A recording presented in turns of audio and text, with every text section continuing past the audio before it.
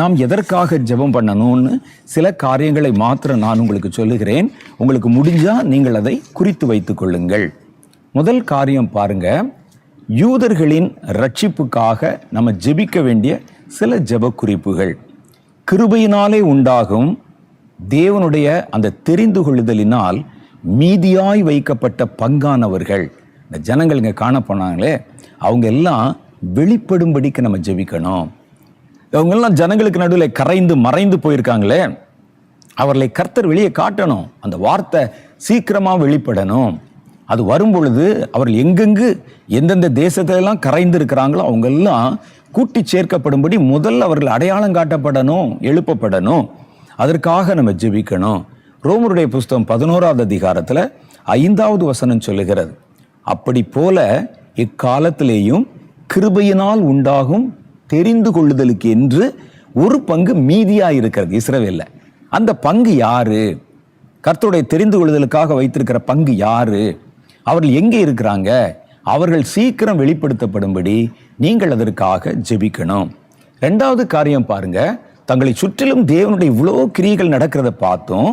இவர்கள் உணர்ந்து கொள்ள முடியாதபடி ஒரு கனநித்திரையின் ஆவி அவர்களை மூடிக்கொண்டிருப்பதாக வேதம் சொல்லுகிறது. யார? யூதர்களை, இஸ்ரவேலர்களை. இவ்வளோ சண்டை நடக்குது, போராட்டம் நடக்குது, வேதத்தில் தெளிவாக எழுதியிருக்கு. நாம் உட்கார்ந்து பாரப்பட்டுக்கிட்டு இருக்கோம். ஆனால் அவர்களுக்கு அதை குறித்த எந்த உணர்வும் இல்லை.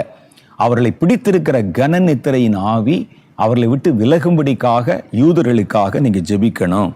ரோமருடைய புஸ்தகம் 11வது அதிகாரம் அதில் 8, 9, 10 ஆகிய வசனங்கள் சொல்லுகிறது, கனநித்திரையின் ஆவியையும் காணாதிருக்கிற கண்களையும் கேளாதிருக்கிற காதுகளையும் தேவன் அவர்களுக்கு கொடுத்தார் என்று எழுதியிருக்கிறபடி ஆயிற்று. அன்றியும் அவருடைய பந்தி அவர்களுக்கு சுருக்கும் கண்ணியும் இடறுதலுக்கான கல்லும் அவர்களுக்கு பதிலெழுத்துமாக இருக்க கடவது. காணாதபடிக்கு அவருடைய கண்கள் அந்தகாரப்பட கடவது. அவருடைய முதுகை எப்பொழுதும் குனிய பண்ணும் என்று தாவீதும் சொல்லியிருக்கிறானே. அந்த சாபம் அவர்கள் மேலே இருக்குது. கனநித்திரையின் ஆவி. பக்கத்தில் எவ்வளோ பேர் அங்கே கிறிஸ்தவர்கள் வர்றாங்க அந்த நாட்டில், அவர்களுக்கு அந்த உணர்வு இன்னும் வரவில்லை. எவ்வளோ பேர் வந்து பார்க்குறாங்க, இவ்வளோ பேர் வந்து பார்க்குறாங்களே, நிறைய அந்த யூத கைடு இருக்கிறாங்க, அவர்களே வந்து சொல்கிறாங்க. ஆனால் பாருங்கள், கனநித்திரையின் ஆவி. பார்ப்பான், அவனுக்கு புரிந்து கொள்ள முடியாது. கேட்பான், என்னவென்று விளங்காது. அப்போ அப்படிப்பட்ட அவர்களை கூனும் கேட்கக்கூடாதபடி செவிடும் ஊமையும் குருடுமாக்குகிற ஒரு கனநித்திரையின் ஆவி யூதர்களை மூடி இருக்கிறது. அது அவர்களை விட்டு வெளியே போகணும். அதுக்காக நீங்க ஜெபம் பண்ணணும். 3வது காரியம் எதற்கு ஜெபம் பண்ணணும்னா, முதற் பலனான யூதர்கள். யூதர் தான் முதல் பலன். கர்த்தர் உலகத்துல என் ஜனம் என்று தேர்ந்தெடுத்து கொண்ட முதல் பலன் இஸ்ரவேலர்கள். இவர்கள் பரிசுத்தம் அடைவதற்காக ஜெபிக்கணும்.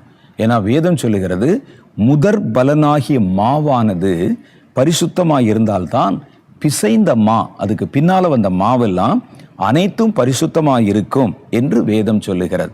அவங்க பரிசுத்தம் அடையலை, அவர்கள் அந்த தேவன் வைத்திருக்கிற திட்டத்துக்குள்ள வரலைன்னா மற்றவர்கள் முழுமை அடையாதபடி ஒரு பெரிய குறைவாக அது இருக்கும். அதனால பிசைந்த மா முழுவதும் அது ஒரு குறையை சந்திக்க நேரிடும். அதனால நம்ம என்ன செய்யணும்னா, இந்த முதல் பலனாகிய மாவாகிய இஸ்ரவேலர்கள் கர்த்தருடைய ஆவியினாலே பரிசுத்தமாக்கப்படணும். அவர்கள் மேலே கர்த்தர் சுத்த ஜலத்தை தெளிக்கணும். எசேக்கியேல் 37 படித்து பாருங்க, நான் அவர்கள் மேலே சுத்த ஜலத்தை தெளித்து அவர்களை பரிசுத்தமாக்கி அப்படின்னு சொன்னாரு. அதெல்லாம் நடக்கணும். அப்படி நடக்க வேண்டும் என்பதற்காக நீங்க ஜெபிக்கணும். ரோமர் 11:16 அதான் சொல்லுது. மேலும் முதல் பலனாகிய மாவானது பரிசுத்தமாயிருந்தால் பிசைந்த மா முழுவதும் பரிசுத்தமாயிருக்கும். வேறானது பரிசுத்தமாயிருந்தால் கிளைகளும் பரிசுத்தமா இருக்கும். நம்மெல்லாம் கிளைகள், அவர்கள் வேர் என்று சொல்லியிருக்கு. அந்த வேர் முதல்ல பரிசுத்தமாக்கப்படணும். கர்த்தருடைய வாக்குத்தத்தம் இருக்கு, நான் அவர்களை பரிசுத்தமாக்குவேன்னு. அந்த பரிசுத்தமாகுதல் அவர்களுக்கு சீக்கிரம் அருளப்படும்படிக்கு நம்ம ஜெபிக்கணும். இதெல்லாம் சரிப்படுத்திட்டீங்கனாலே வெளியே வந்த தவிப்பு தத்தளிப்பெல்லாம் ஒண்ணுமில்லாம காணாம போயிடும். அடுத்து பாருங்கள், அவிசுவாசத்தினாலே வெட்டப்பட்ட அவர்கள் மறுபடியும் ஒட்ட வைக்கப்படும்படி அவர்கள் அவிசுவாசத்தில் நிலைத்திராதபடி அவர்களுக்கு ஜெபிக்கணும். ரோமர் 11:23 சொல்லுது, அன்றியும் அவர்கள் அவிசுவாசத்திலே நிலைத்திராதிருந்தால் அவர்களும் ஒட்ட வைக்கப்படுவார்கள். நம்ம எப்படி இயேசு கிறிஸ்துவோடு ஒட்ட வைக்கப்பட்டு ரட்சிக்கப்பட்டோமோ அதே மாதிரி யூதர்களும் கர்த்தரோடு இணைக்கப்பட வேண்டுமானால் அவர்கள் அவிசுவாசத்தில் நிலைத்திருக்க கூடாது. அப்படின்னா விசுவாசத்துக்குள்ள வரணும். அவர்களை மறுபடியும் ஒட்ட வைக்கிறதுக்கு தேவன் வல்லவராயிருக்கிறாரே, இதுக்காக ஜெபம் பண்ணணும். இப்போ வாங்க நம்ம ஒவ்வொரு பாயிண்டா சொல்லி நம்ம அதற்காக ஜெபம் பண்ணலாம். நீங்கள் அதை எழுதியிருப்பீர்கள், குறித்து கொண்டிருப்பீர்கள். ஒருவேளை நான் நேரம் கருதி வேகமாய் சொல்ல நேரிட்டாலும் நீங்கள் மறுபடியும் இந்த நிகழ்ச்சியை யூடியூப்ல போட்டு பாருங்க. இந்த 5 பாயிண்டை நீங்கள் குறித்து வைத்து கொண்டு தொடர்ந்து நீங்கள் ஜெபம் பண்ணுங்கள். எது அடிப்படை காரணமோ அதுக்கு ஜெபம் பண்ணி இதை சரிப்படுத்திட்டா மேலே வருகிற மேலோட்டமான பிரச்சனைகள் மறைந்து போய்விடும். தவறான எண்ணங்களுக்கும் தவறான தகவல்களுக்கும் இடம் கொடுக்காதீங்க. எல்லாம் இன்னும் நிறைவேற வேண்டிய காரியங்கள் இருக்கிறது. அதனுடைய வரிசைப்படி கர்த்தர் காரியங்களை நிறைவேற்றுவார். இப்போ நடக்கிற போரில் யூதா காணாம போயிடாது, இஸ்ரவேல் அழிஞ்சு போயிடாது, எருசலேம் உடைஞ்சு போயிடாது, ஒன்றும் நடக்காது.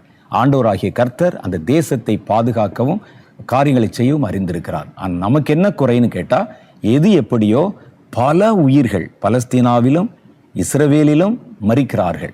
நமக்கு ரெண்டுமே ஒன்று தான். அவர்கள் 2 பேரையுமே கர்த்தர் சீக்கிரம் அந்த சமாதானத்தை அருளி செய்து மரணத்தை தடை செய்யணும். அதுக்காகவும் நம்ம ஜெபிக்கணும். வாங்க ஜெபிக்கலாம். எல்லாம் முழங்கால் படியிட்டு கொள்ளுங்கள். கர்த்தரை நோக்கி பாருங்கள்.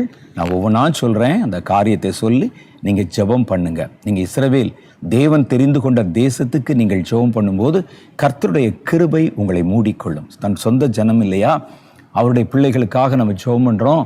கர்த்தர் நம்முடைய ஜெபத்தை கேட்டு இஸ்ரவேலை ஆசீர்வதிக்கிறவர்களை நான் ஆசீர்வதிப்பேன் என்றார். வாங்க நம்ம இப்பொழுது அந்த தேசத்திற்காக, அந்த தேசத்தில் கர்த்தர் வைத்திருக்கிற திட்டங்கள் நிறைவேற, அவர்களுக்கு கர்த்தர் கொடுத்திருக்கிற எழுப்புதலின் வாக்குத்தத்தம் நிறைவேற, கர்த்தர் சீக்கிரமே தேசத்தை சந்திக்க ஜெபம் பண்ண போகிறோம். முதல் குறிப்பாக கிருபையினால் உண்டாகும் தெரிந்து கொள்ளுதல். அங்கே அதற்காக மீதியாய் வைக்கப்பட்ட ஒரு குரூப் அங்கே இருக்கிறாங்க. இவர்களை கர்த்தர் முதல்ல எழுப்பித்தான் இவர்கள் மூலமாக ஒரு பெரிய யூத கூட்டத்தையே கர்த்தர் எழுப்புதலுக்குள்ளே கொண்டு வர போறார். இந்த முதல் பலனாய் இருக்கிற இந்த கூட்டத்தை தான் புறஜாதிகளான நாம் போய் சந்தித்து அவர்களை கர்த்தருக்குள்ளே கொண்டு வர போறோம்.